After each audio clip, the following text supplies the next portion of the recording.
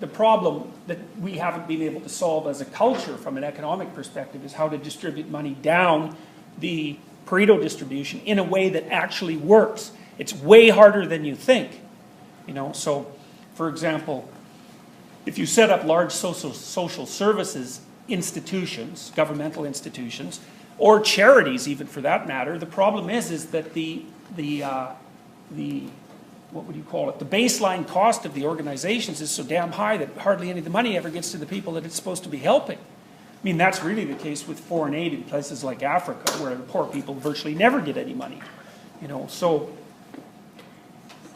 you think a corporation spends about 95% of its time just ensuring that it survives, right? It uses that much resources just to keep running. You set up a charity or a social welfare institution, you get the same problem. All the money's eaten up by the people who are running the institution. And I'm not being cynical about that. They have to live, you know. It's really expensive to hire someone.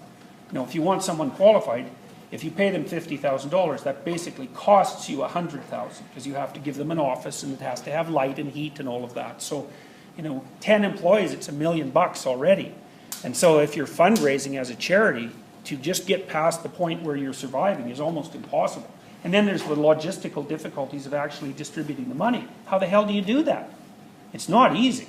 Finland has instituted a guaranteed minimum wage, minimum salary per month, you know, and they're experimenting with that. But it's a small country, and it's relatively homogenous. It's more like a big city, or a moderate-sized city, actually. So you could think that the logistics would be a lot more straightforward. But anyways. Okay, well, so that's actually a preview to some degree of what we're going to talk about when we get to conscientiousness. But you do need to know these things statistically, and you have to understand what the statistics are representing.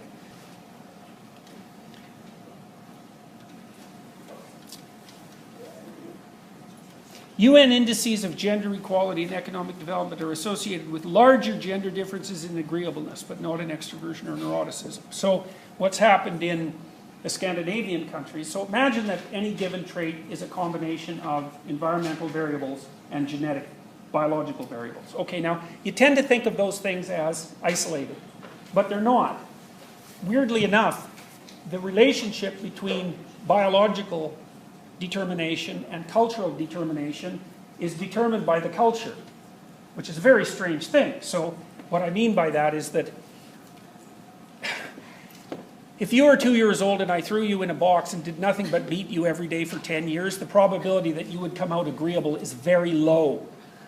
Right? So, and the point I'm making is that you can take an individual, and if you put them in a radical enough environment, you can pretty much shift them where you're going to shift them. Now, the harder you want to shift them, the more force it's going to take. So, you know, like if you took a really agreeable person, you'd have to be pretty malevolent to set up the circumstances that would really make them self-centered and predatory. But I suspect you could do it. So what happens in the Scandinavian countries is that there's been a lot of attempt to flatten out the contribution of society on gender differences. And so all that's happened is that the biological differences have maximized. See, because what you're really looking for is contribution. And for society to have a contribution, there has to be different treatment for men and women. Because otherwise society has no effect on the differences between men and women, obviously. And then there's nothing left but biological differences. Now, there could be no biological differences. You know, that's one possibility. And the strict social constructionists would predict that. In fact, they still teach that in universities all the time. And which I truly believe is appalling. I think the data is already in on that. And there are consequences of this too. So that still the differences between men and women, say with regards to agreeableness, still aren't that big, even in the Scandinavian countries, but they're a lot more consistent and larger there than they are in any other societies that have been studied. So that's pretty weird. And these are big samples. These are samples of tens of thousands of people. They're not trivial studies. This is a cool one because it turns out, you know, there were a lot of reasons, there has been a lot of discussion about why the genders segregate in terms of occupation. And, you know, sometimes that's taken the form of an IQ argument. So I don't know if you guys remember this because maybe it's too long ago, but this president of Harvard University, whose name was Larry Summers, he also served in, whose cabinet? I don't remember at the moment. It's probably Obama's, but I'm afraid I don't remember. Anyways, Larry Summers is a very high, powerful person in the United States. And he was giving a talk at Harvard at one point, and when the Americans started to get concerned about science, technology, engineering, and mathematics, the STEM subjects, because they're kind of thinking we need more people in the STEM subjects in order to kickstart the economy, which may or may not be true, but anyways, that was the idea. And one of the problems that was being dealt with was the relative dearth of women in the STEM disciplines. And Summers made reference to a body of research that suggested that. So take that normal distribution there, okay? You see that one on the screen. Now imagine you put another one right on top of that, but you flattened it.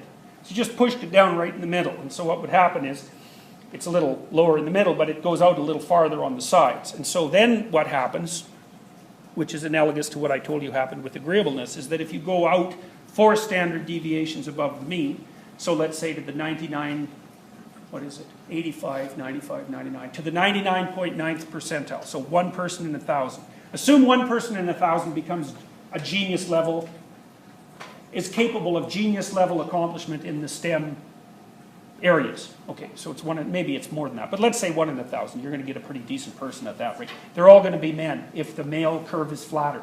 But if you go down the other side of the distribution and you look for the person who's 1 in 1,000 most intellectually impaired, they're also going to be men.